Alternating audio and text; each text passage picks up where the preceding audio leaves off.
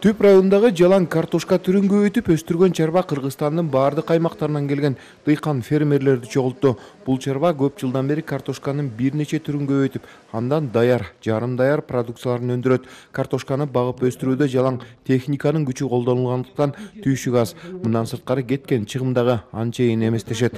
Уюштуруучулардын билдирүүсүндө картошка өстүрүүдө дыйкан ар бир чыгымын кандай кылганда жеңил болот, ошол жагдайларды үйрөтүү максатын көздөшкөн. Жаңы өрөөндөрдү колдонгула баягы жыл сайын эле колдонуп жүргөн,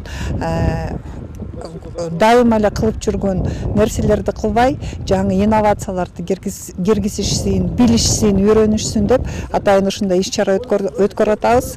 Бул жаңы өрөөндөр боюнча ушу биздин Кыргызстандын климатына ылайык келген жаңы техника, сажалка баягы колго эле отургуза берип, анан колго отургузуп, кол менен иштеткенде бул себестоимости да көп болуп калып атат. Ошол үчүн картошка өндүрүлгөн дыйкандарга атайын ушу иш-чараны өткөрүп атабыз. Иш-чаранын жүрүшүндө картошканы отургузган, кайра аны жыйнап алган техникалар боюнча дагы маалыматтар берилди.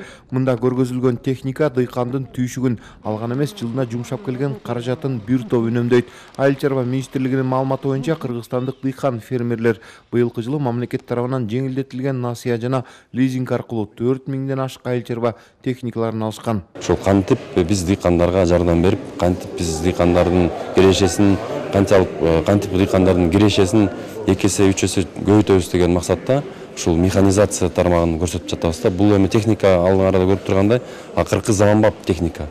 Ушул кантип сакталыш керек, кантип уборка, жыйын болуш керек, кантип багылыш керек, ушул терманы азыр сыртка чыгып да көрсөтөбүз да. Ну, чтобы вы понимали, насколько облегчает, чтобы убрать гектар картофеля, если мы будем считать с логистикой. Эгер 1 гектар картошканы жыйнап алуу керек болсо, логистикасын кошо эсептесек, 50 адам аны терип алышы керек. Алардын ар бирине акча төлөнүшү керек. Ал эми техника менен эң жөнөкөйүн эле алалы, ал бир күндө бир эмес 5-6 гектар жыйнап алат. Анан экөөнү салыштырып келгенде эле техника күчү менен алда канча үнөмдүү түйшүгү аз болоорун түшүнөбүз. И как бы здесь можно суммарно брать ту стоимость, что сегодня зарабатывает человек в поле, умножать на 50, и мы понимаем, что нам стоит убрать гектар картофеля. Да.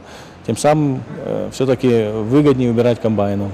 Мындай заманбап техниканы азыр Ысык-Көл облусундагы 2 үйрөнчүлүк чарбалары колдонуп баштады. Чарбаларга мамлекет тарабынан колдоо болгон. Ал эми көпчүлүк мурдагыдай эле кол менен жыйноо, үрөндөрдү жаңыртуу маселесине анчейин көңүл бура элек.